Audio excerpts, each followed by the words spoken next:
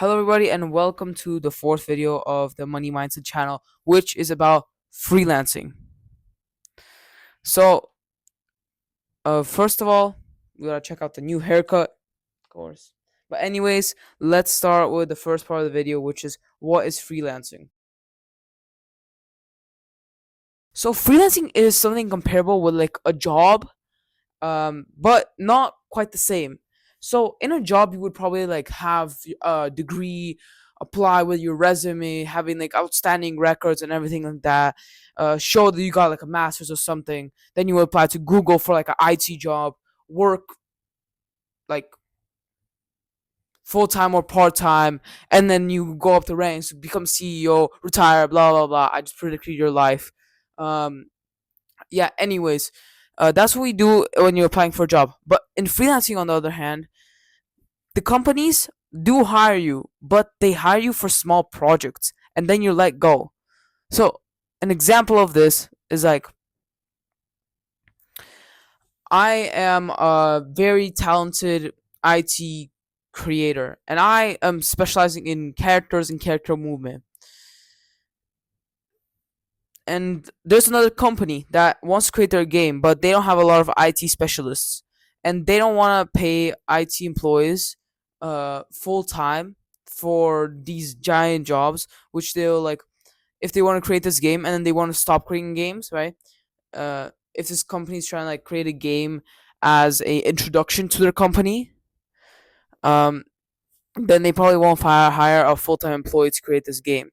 So what I mean by this is like there's a business company who's trying to make a good entrance into the business community and they want to create a game for everybody to play so they get they get noticed and they'll hire a freelancer for this. So as I was saying, if I'm a very creative IT specialist specializing in character movement, and there's another guy who specializes in background development, another guy who specializes in bosses, another guy who specializes in like animating, right? All that. So they would hire like all of us, either from social media. It can be that they have a person who stumbled on our social media and found us, or from websites like Fiverr, which is a freelancing network. So Fiverr here offers millions of freelancers in different spheres, which is like very good for companies. And there's also the website Upwork, which is somewhere here, about here. And it also offers the same um, things.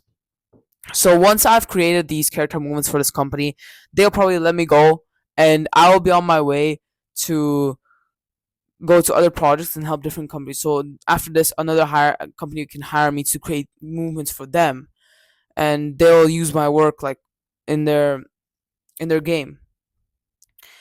And uh don't worry, you won't be sad as a freelancer. You don't have to be sad like, oh damn, this company didn't like me, so they decided to end my project. Like I finished this project and they let me go. No, like when you're freelancing, you have to be ready for that. You do a project with a company, they're gonna let you go. You do another project with a company, they let you go.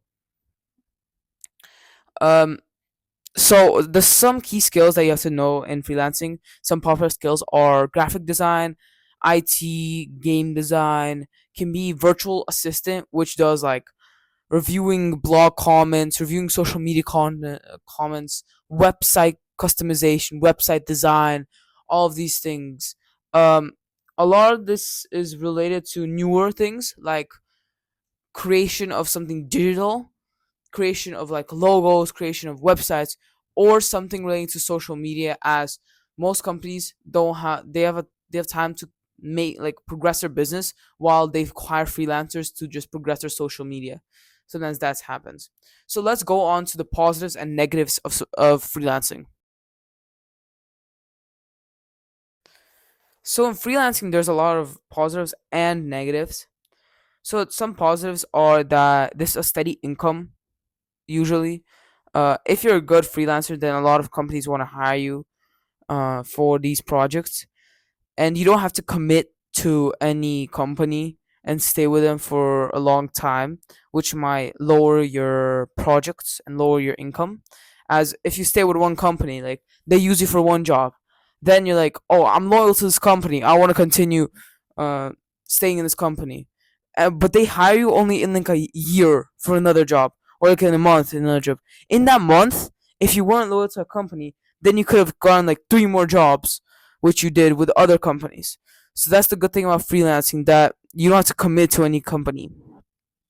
Another good thing about freelancing is that it doesn't require any like prior knowledge mostly, and it doesn't require any degree. Uh, so the only thing that it requires is to be 18 years old or above, which is a kind of problematic for me as I'm 15. And in the second part of this video, you will understand what problems I faced when I started my journey in freelancing. But um, so yeah, and you don't have to submit any like specific degree or any specific resume. Of course, this will boost your card. If you have a degree or resume, you have to like you should put it in, because like it will of course boost your card. But if you don't have one and you're 18, then perfectly fine. Just show that you have prior experience in this. So show the like show, oh, I made this product, which utilize these skills, and then you will most likely get hired. So let's go on to the negatives. So there are a couple of negatives of freelancing. First of all, although freelancing gives you steady income, this income is mostly not enough for a good living. And what I mean by this is that you can do it as a side hustle, but if you're a low level beginner freelancer, it won't earn you that much money. And the way that people usually earn most of their money is presenting them as more professional. So if you want to be like a very good freelancer, and there is some freelancers that earn like 10K per job, or like 100K per job, and these guys are very professional. So how to do this, how to become this freelancer, uh well, first I have to have a good resume. And in your resume you're supposed to have like your bachelor's degree, your master's degree, or something like that. Your experience, you have to have a lot of experience to bring these companies to you. Second of all, you have to have a verified identity. So many websites have this like subscription that you can get for more context and privilege in jobs, um, as well as verifying your identity to prove that you're a good hire, which means that companies will most likely hire you. And also having a good already like experience path in freelancing. So if you show that you have like already experience in this sphere, then companies are most likely to hire you and pay you more. But what I say this as a negative, well, I said a negative because most of you guys who are watching, I know, don't have enough money to like pay for the subscription, or get good equipment for all these freelancing stuff. So um freelancing might be not the method for us, like me too, because I also don't want to spend that much on freelancing. And generally, also speaking, if you're the same age as me, then freelancing is also probably not the options. I'm just doing this to show you guys what it is like and what it is. Um, because it is very first time consuming. Some freelance job like tell you to work like half days or like full of the day to create this product. Like tell you create like code me a website in like one day, which is basically like impossible without ChatGPT. So which is our all only friend. Um, yeah, and this is why I think throughout this video you understand that already inside of me, I already know that freelancing is not the method for us, and I think we have to find like a new method. So please look at other videos to see these new methods. Lastly, why freelancing is not really the option is because from freelancing it's very hard to get into this mainstream. people in your resume, if you have like freelancing in your resume, then and if you don't earn that money and you go to a normal job after that, they will not consider freelancing as like a real job. As it does give you some experience points. It's better than nothing. It's way better than nothing, but it doesn't give you that level of achievement to have like a very good college degree.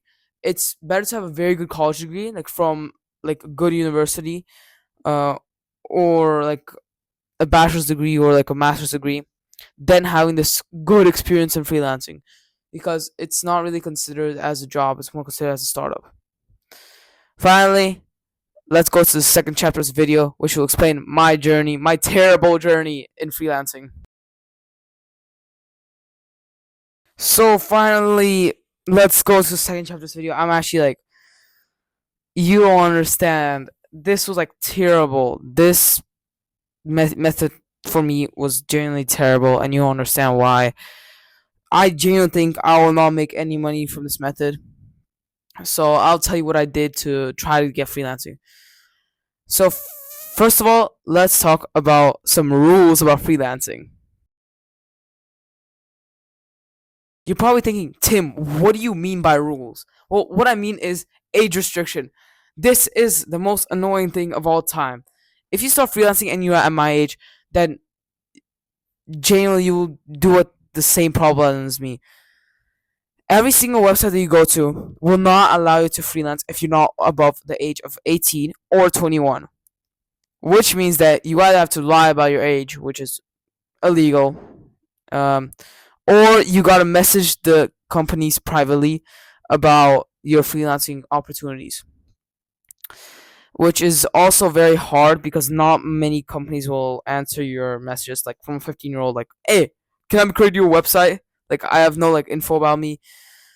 So let's see the steps that I took that you guys can take if you want to start freelancing.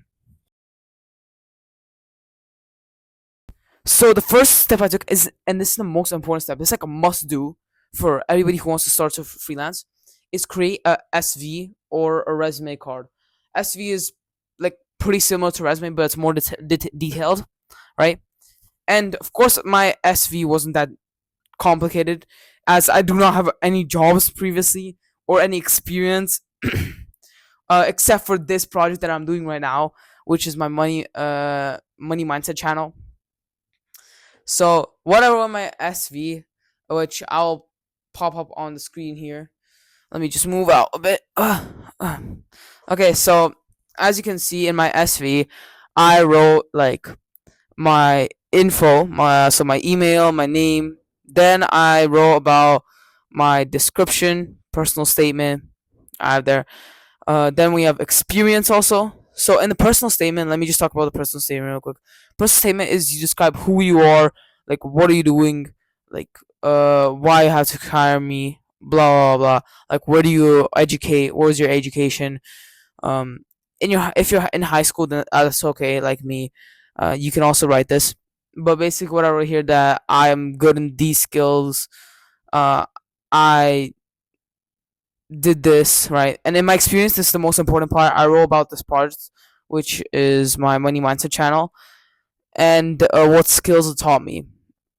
So lastly, I wrote my skills that I can do in my freelancing, and my languages. This is a pretty bad example. Like I wouldn't say it's a bad example of SV.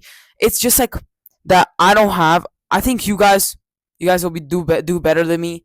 If you want, like in the comments, give me some pointers out. But and basically, I don't have a lot of experience in this, and I just want to show that as a beginner, personally, like this is what my SV is gonna look like. But your one may look differently. Like if you had experience, I don't know, running your dad's ice cream truck business, then that's very good experience, and you should add that. Like, or you had like I won, I don't know, I created this dropshipping business, then you also gotta add that, right? So after create this SV or resume, I went on different websites, which I miserably failed at. Right now, I will show you how me going on websites and putting my stuff in, and it will be like terrible. So I went on this first website. I filled out the information. They said have to be older than 21 to enter. So I got off that website. Then I went to another one. Put in my information. Same thing, has to be older than 18. Then I went to Upwork, which I signed in, but I put my wrong like date of birth. So, um, anyways, uh, we're not gonna talk about that. So then I went to Upwork, and in Upwork, I put my info in. I did my date of birth a bit wrong, but it's okay. I'm probably gonna delete that account anyways, and I'm not gonna get any customers, of course, from that account, uh, as it is illegal. And of course, I deleted that account right after. And here's the footage of me deleting it, of course. So lastly, I went to this website called Indeed, and Indeed was the only website that didn't ask for like my age. So I sat into there, found like a job. It was like something like digital, like marketing. You'll see it on the screen right now. But I applied for it. There's a lot of jobs there, so it's not really like a freelancing website. But I just wrote 15-year-old part-time jobs, um, and remote. So I could probably do it at home, but this is not really freelancing what I'm doing, cause I'm mostly just looking for jobs right now. As I said before, freelancing is way different. So on to the next thing that I did for my journey. Final ditch effort for my journey was to write to companies. So I wrote to Kimberly Clark, which is a company, uh, a big company. Wrote to them, like, "Hi, can I freelance? Blah blah blah. Do you have any opportunities for me?" Wrote to some other companies. "Hi, can I freelance? Blah blah. Opportunities." Same email. Same message. And I'm considering also, to boost my freelance experience. I'm considering starting a social media, but I'm not sure about this because I will already calculate the results in a week. So I think that I will not be able to get as much attention from my social media in a week, as even from this channel I didn't get a lot of attention in the span of already like how many 4 or 5 weeks of creating it. So I'm considering it, but probably not. So for my journey, finally, as an ending for this video, for my journey, I think freelancing is probably one of the hardest methods to get into. Not hardest, as it's pretty easy to. It doesn't require that much details and doesn't require that much experience, but just this like process of waiting and process of finding these websites that allow me to go there was very hard. As well as this, freelancing is also based as dropshipping. It's based on marketing yourself. You're not marketing a product. You're basically marketing yourself as a good employee. And this is also quite hard as there's a lot of competitors on the field who do it better than you, definitely. So stick around to find out about my freelancing journey. But for now, just sneaky prediction. I think I'm gonna earn the most from stocks or dropshipping. See you in the next video. Bye.